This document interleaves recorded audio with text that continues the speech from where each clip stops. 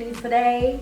And I just want to say this is my best choice, as well as Chicago's best choice for customized cakes and sweets, okay? And she also makes her own ice cream, so a one-stop shop, cake and ice cream. She has her own bakery called The Sweetest Thing on Earth, formerly known as T's Cake, okay? Because she changed that and didn't really let us know. But now, we all know. She did work for some celebrities that everybody is a fan of, such as Taraji, Dirk, Trey Songz. She's a beautiful soul, okay? Beautiful woman, just amazing and so sweet. So that goes perfect with what you changed it to, okay? We have THESWEETESTTHINGONEARTH. Welcome.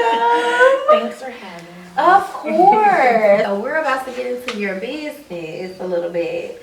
So for starters, what was your journey into becoming a cake designer? Is that the proper way to say it? Girl, I don't know. Pastry chef, cake artist, cake designer, it's all pretty much the same thing. Pastry chef just means that I actually went to school for this, which I did. So we can start there. I started in my grandmother's kitchen, actually. So she was the first baker in the family after her mother. And so she was baking all the cakes for the family parties, birthdays, graduations, things like that, you know, special events. And then that's where I came in. It actually skipped my mama. She can't bake a lick. But she know that. I'm like, girl. Hey, Mom, she know it. She know it. Okay. She's my assistant too when she coming to town. But yeah, I started with my grandma. And it actually wasn't until junior year of high school when I found out that I could do this for a living.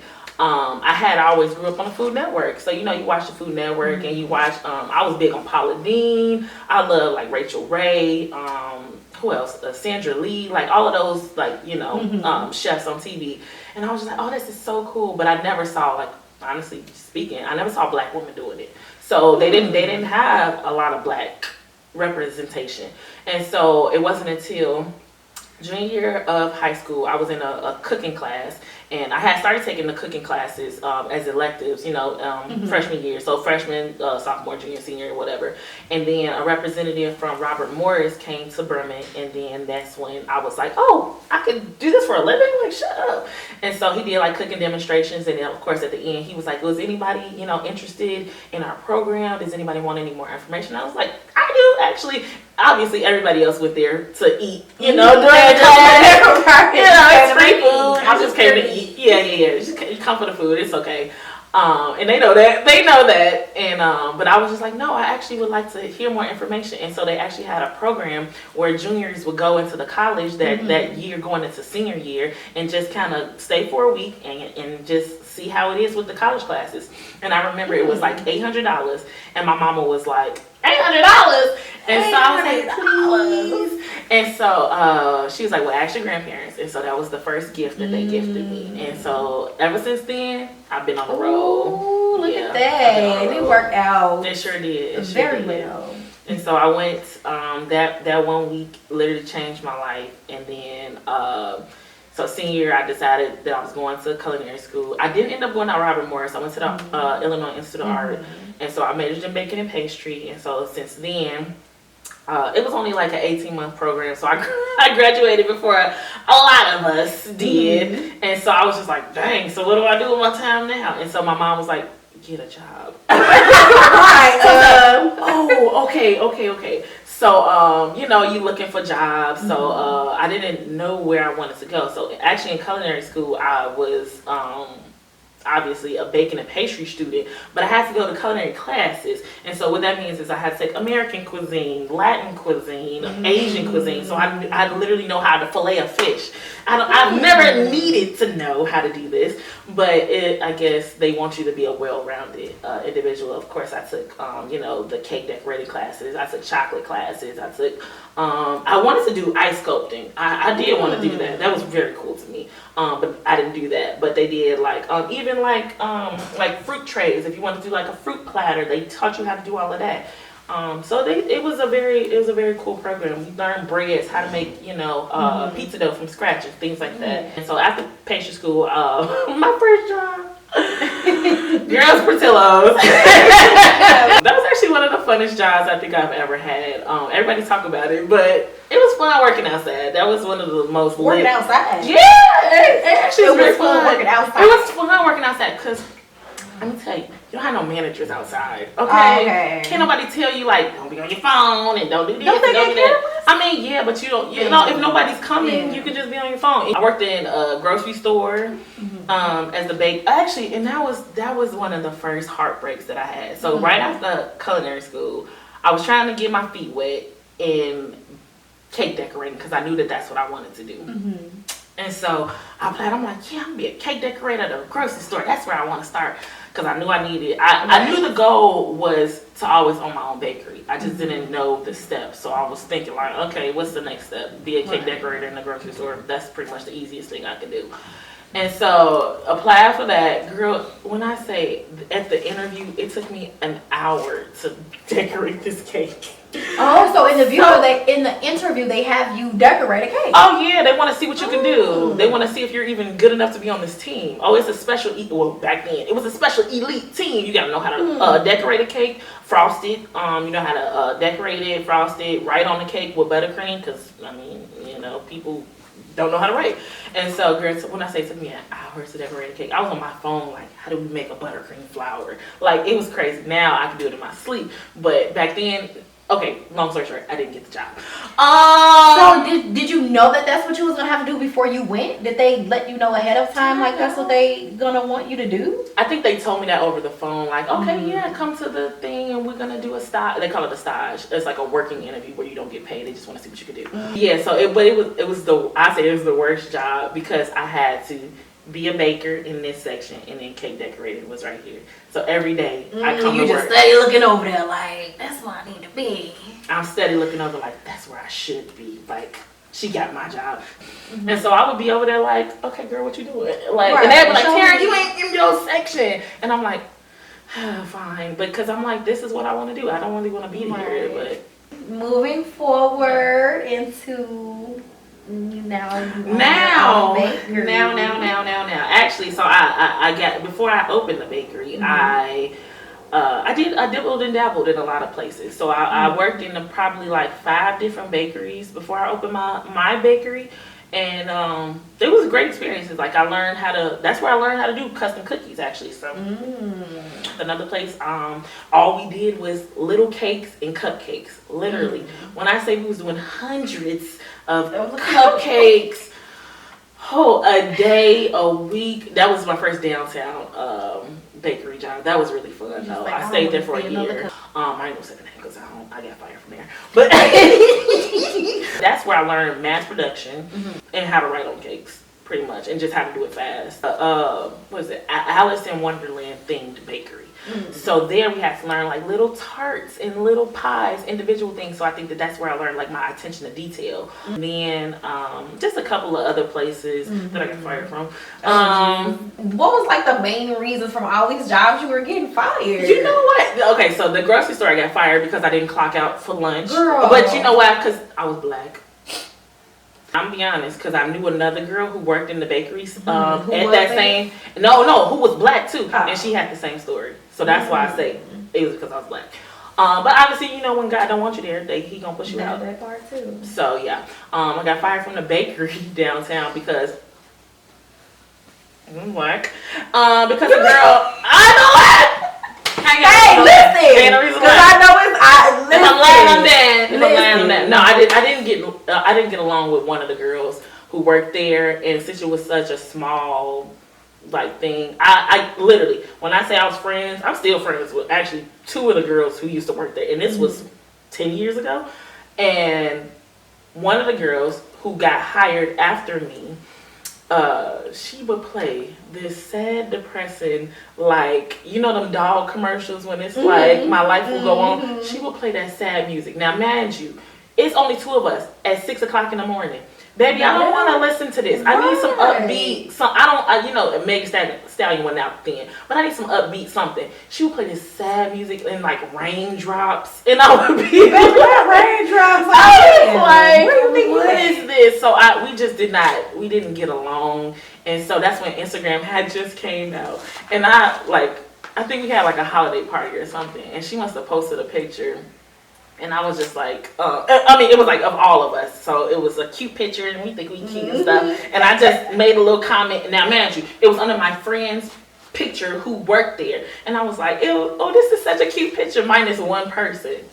You said that? Oh, yeah. Oh, girl. I was terrible. The shade.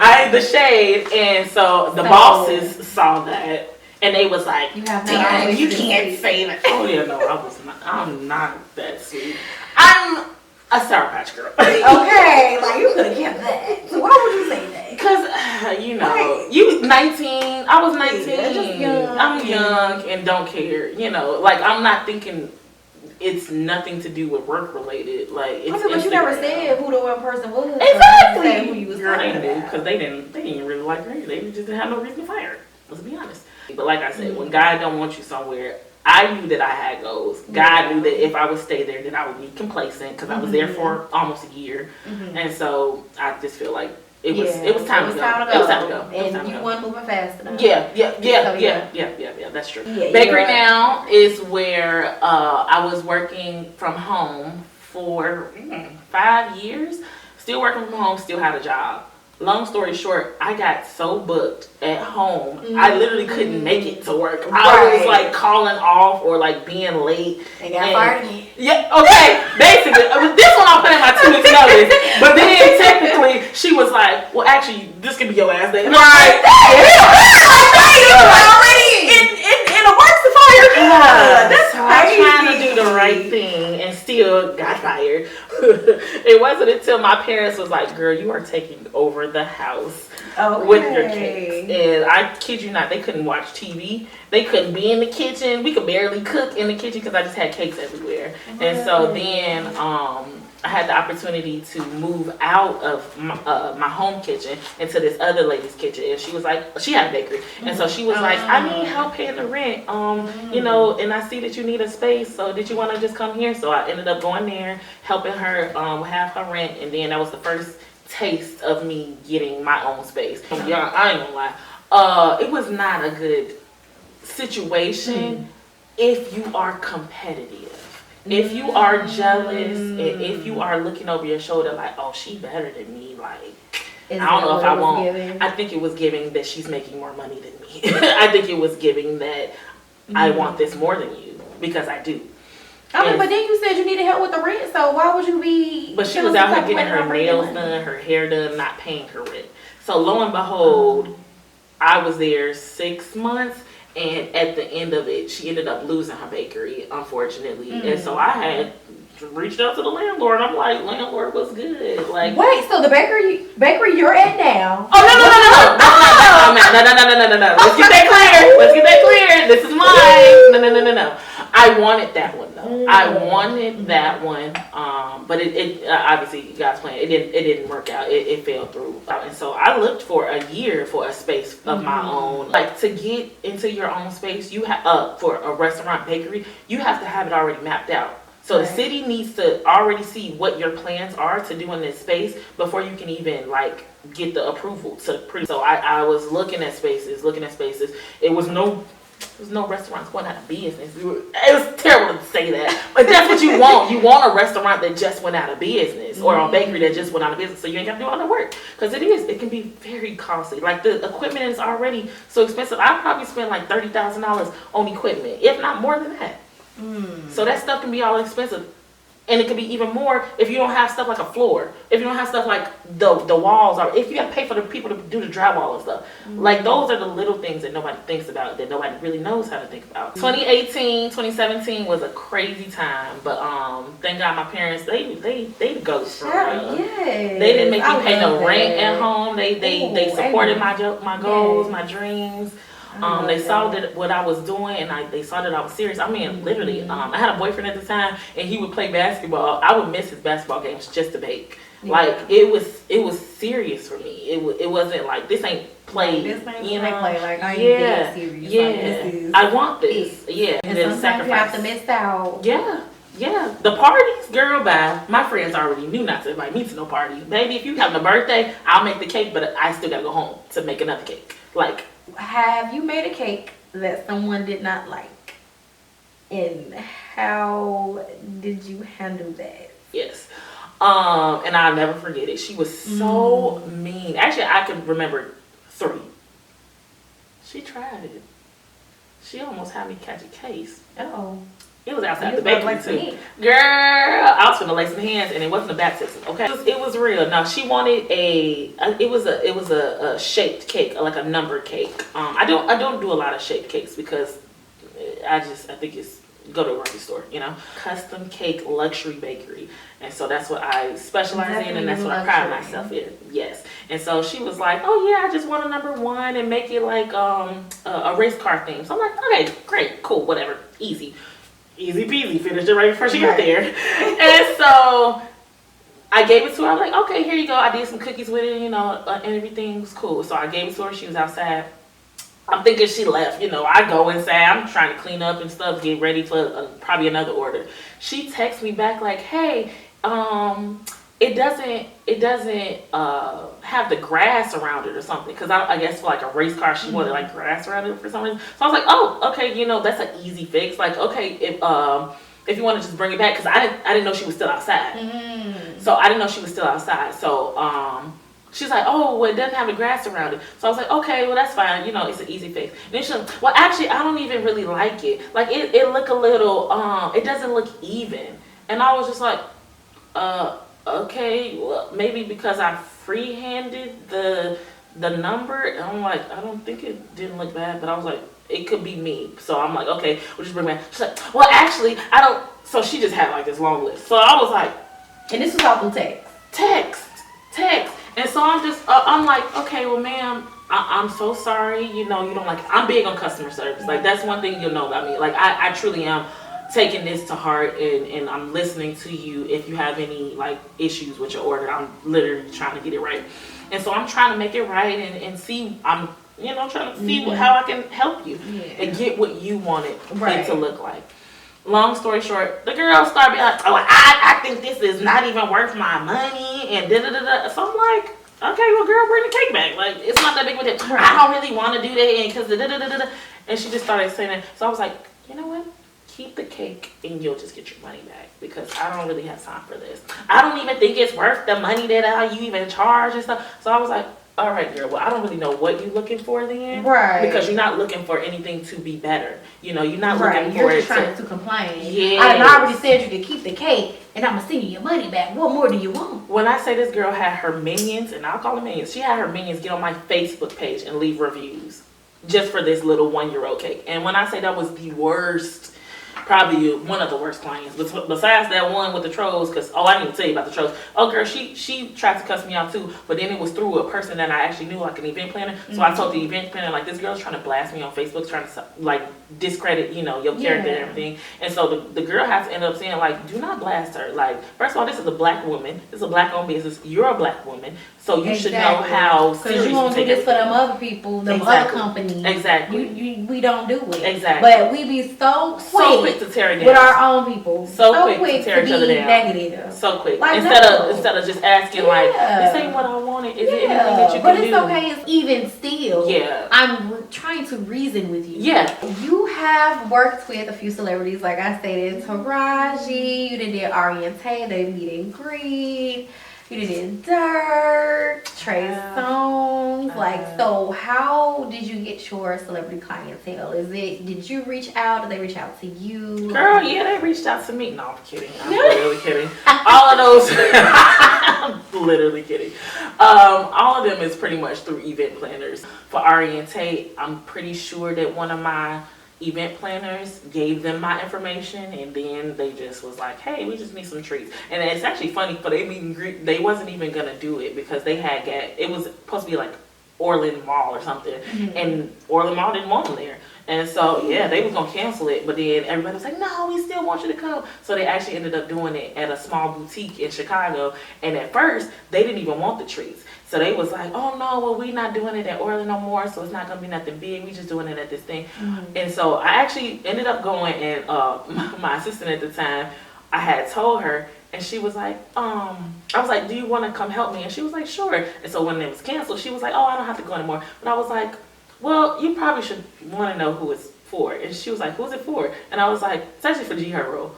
And she was like, "That's for who? I love you." So I was like, "Okay, now you want to go home." So it was obviously when him and Ari was still together, and so we ended up going all the way out there. And I remember Ari was like, "Oh no, it's okay. We don't really need the treats anymore." I was like, "Girl, I ain't driving from the south suburbs downtown Chicago for nothing."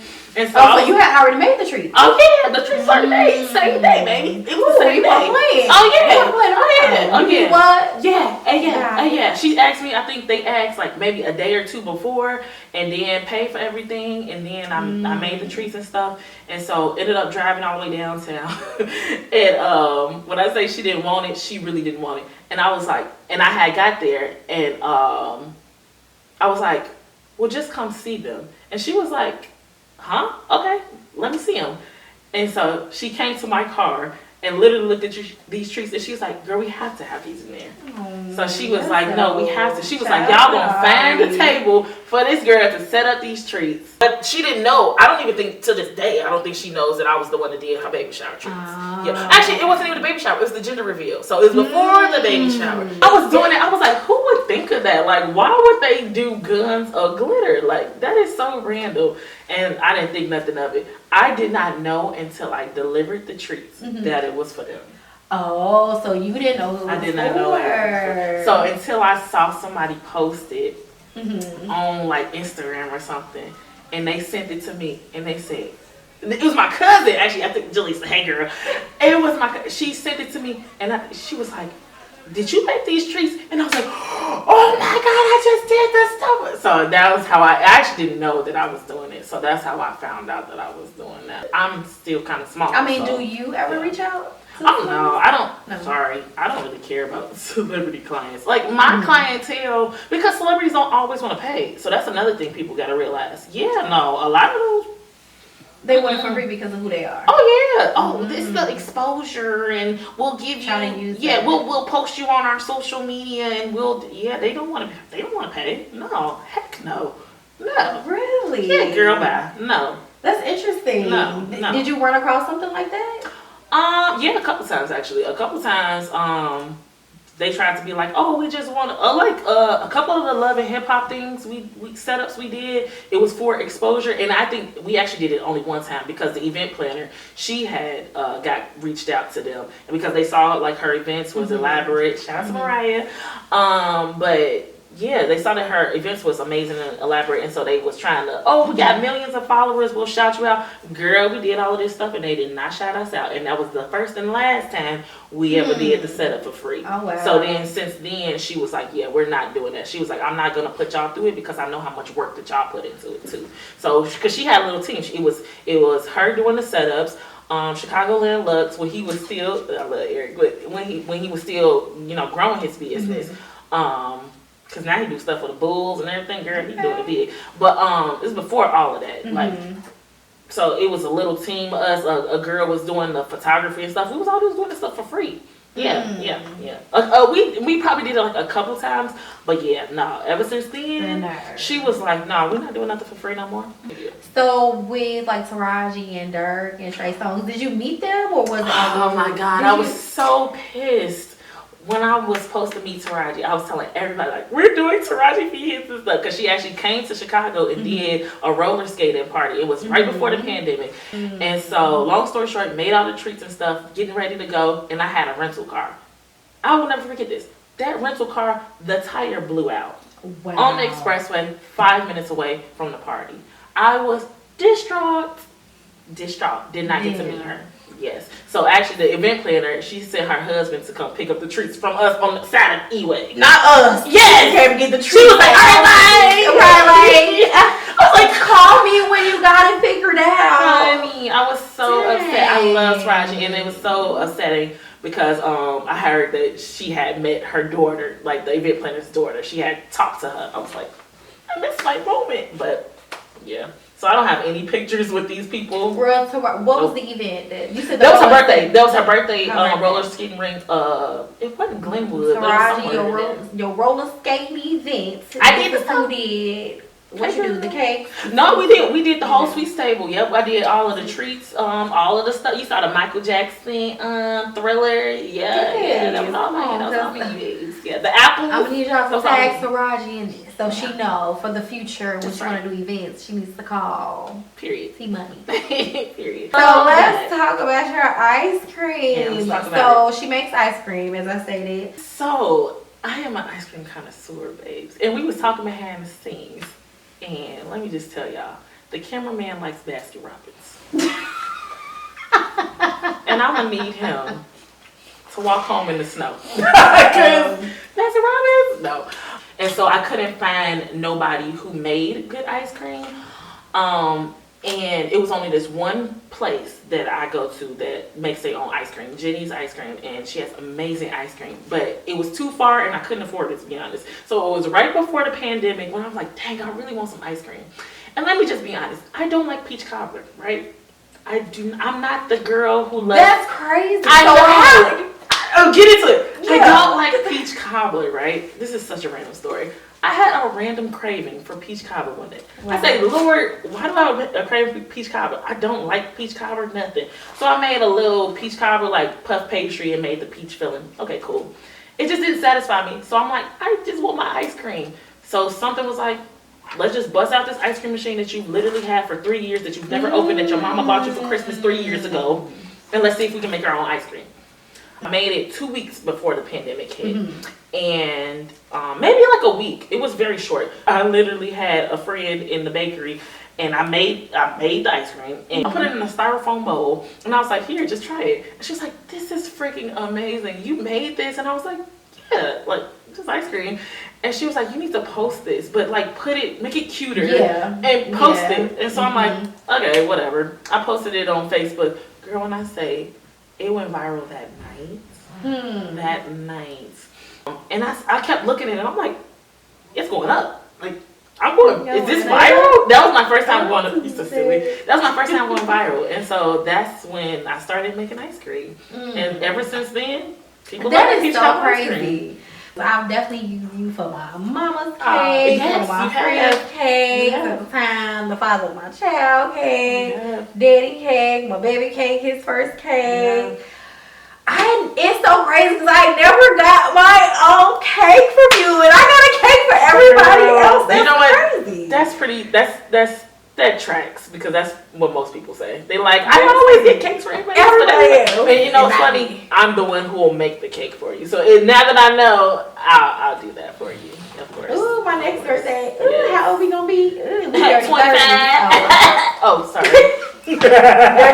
That's funny. That's how most people are, though. They don't never get nothing for themselves. That's how me. I've never made a birthday cake for myself.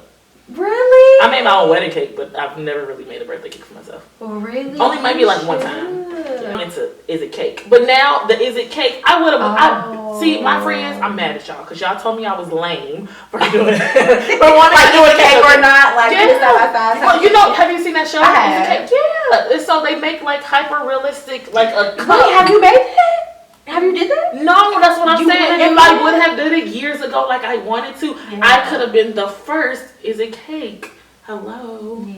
But you should do they told me I was lame. I'm still gonna do it though. Yeah, you should. My birthday is in May, so I got a while. But wait a minute, because aren't we gonna say Taurus girls. Okay. Hello, yes, I do love a Taurus girl. That's why we vibe. Because when is your birthday? April 27th. Okay. You're April though. We're May Tauruses over here. I mean, but we love you though. We love you. First of all, it's your April. Y'all is different. Y'all are different. It's a difference. Well, what do you think would be the difference? What's the difference? Because I feel like May Tauruses might be a little bit more. Y'all are mean. No!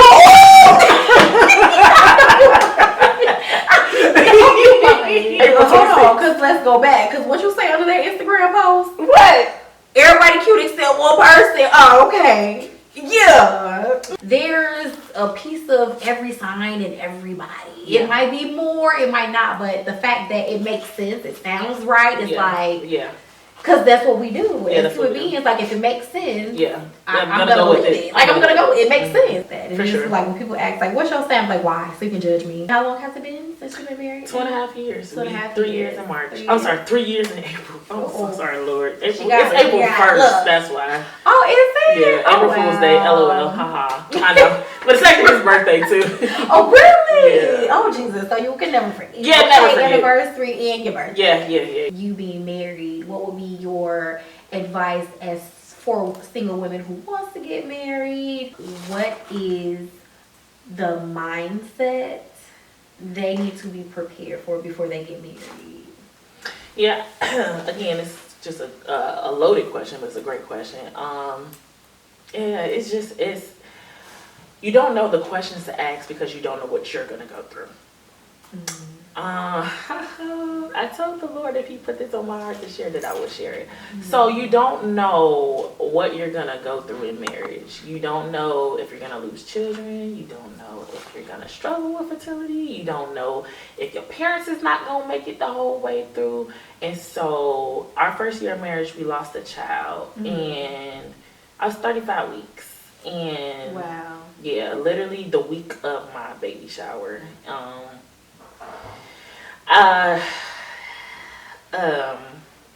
It's okay. I did not know that. I know, nobody knew. Literally, if you knew I was pregnant, then you knew. Yeah. But if you didn't, then you didn't.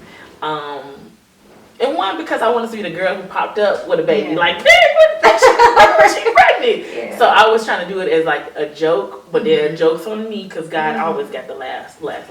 And not that it was a laughing situation, but it was just like, tell God your plans and, watch what He do. And so, I don't know, it was just a hard time. I mean, I'm still trying to process it. Yeah. But yeah, so that was a very traumatic thing to go through, especially your first year of marriage. So you don't, like I said, you just don't know the questions to ask. You don't know the mindset to be prepared for. You don't know, yeah, I didn't even know the questions to ask while I was pregnant, to be honest. I didn't know what I should be eating, what I shouldn't be eating, what I should be doing, if I should be exercising. I didn't know none of that. So just like pregnancy, you just literally never know about marriage. Yeah. And so the mindset that you should be in is just be open. Just be open to anything that you don't think this is not gonna happen. Think that it will, or like not negative thinking, but just be open to it. You're not even gonna be the same woman that you are obviously you're going from single to married. You're not even the same woman, so you can't expect your husband to be the same husband or the same man. You can't expect your friends and your family to be because your dynamics is going to change, your friendships are going to change, which they should, your marriage is going to change, your relationship with your husband is going to change. We've gone through so much stress. I mean, just from losing a child to he lost his grandmother in that first year too. So it's you just literally never know what you're gonna go through in marriage. So that's why I say it's a loaded question, but yeah.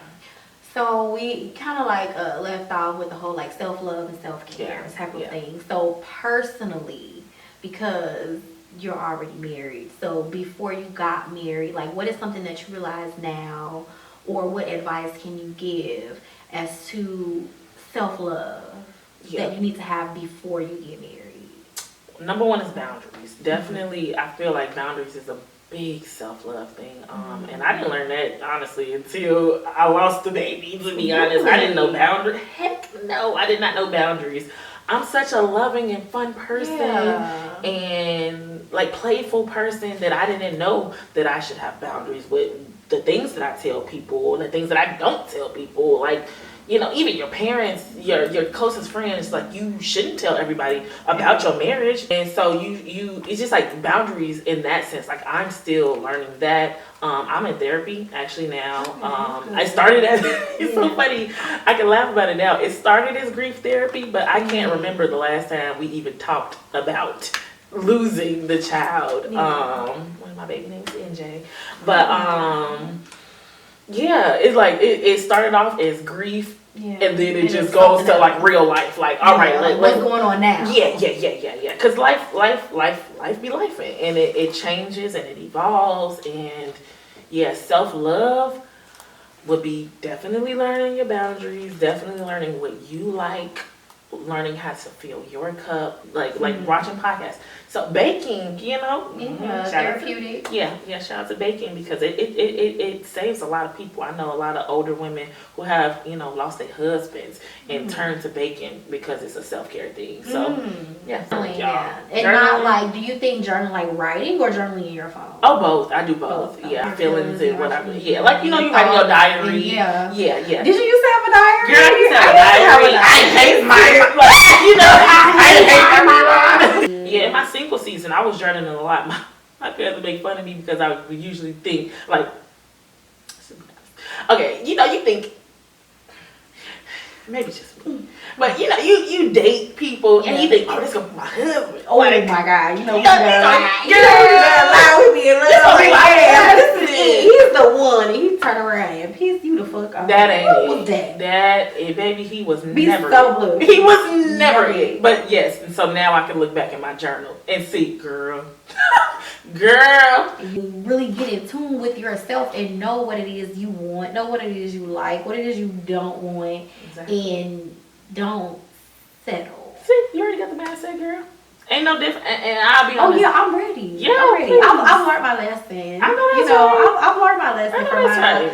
past few relationships where it's just like, okay, because again, we can't always just point the finger. Yeah. It's not always it's internal. It's you too. Yeah. Why was I with you? Why was I accepting? Why was I moving so fast? Like, why were you so mean? What's going on? Why was you cussing him out? Why was you criticizing every little thing that he did? He's trying just as hard as you trying. Yeah. And that's the things that I have to look at myself, even in my single season, and shoot, even now, it's like, why are you being mean? Why are you talking about he don't do this, he don't do that? What are you doing? How are you looking internally at yourself? So it's not always that, oh, I need to idolize marriage, I need to be married to have my value, my worth. That don't add nothing but stress. Period. Any married woman will tell you, do not never idolize marriage because it's one of the hardest things you will go through. It is. It is one of the hardest things you go through because it's work every single day. Yeah. You have to work at it. And if you don't, it will crumble. It will. It's just like anything. Okay, so we're going to wrap it up with, what is a generational curse that you've already broken or you believe that needs to be broken? I can't say that I have actively broken any generational curses, only because I have probably not actively tried to break many generational curses. Because one, I don't play with that. Now, that's something that you should not, and I will not play with because, like, them things ain't nothing to play with. They will try to take you out. Like, that spirit realm, I'm heavy in church, and I love God with all my heart. I'm not gonna play with that. I'm gonna do my research on what God has told me to do. And I'm not breaking nothing that he ain't told me to do. Let's just start there. But breaking generational curses comes with some heavy warfare, some heavy prayer, some heavy fasting, some heavy and I don't know. I don't think you can do it by yourself. Yeah. You need prayer partners. You need prayer warriors. You need discipline. Can't be drinking, can't be smoking, can't be out here cussing, can't be out here sinning and fornicating and doing all that and think you finna break a generational curse. That ain't nothing to play with. People talk about generational curses. Yeah. That ain't nothing to play with. It's a beautiful thing to break a generational curse of wealth and being the first person in your family to own a business and being the first person in your family to go to college and being the first person to do all of those things. But I'm talking about generational curses of alcoholism, of weed addiction, of things like that that really need to be diabetes, of things that's running in your family that you really need to break off of you. Yeah, and that you're going to do with maybe your kids or what it's you're a continuous thing too, because the devil will try to get you. He'll try to get you going in cycles and keep on. Oh, you broke that? Okay, let's bring it around again. Let's tempt you with it again. Yeah. You thought you was done with the weed. Let's tempt you with it again. Yeah. Let's tempt your kids with it. Yeah. Let's have those lustful thoughts. Let's have that girl in your face. Let's have that guy in your face.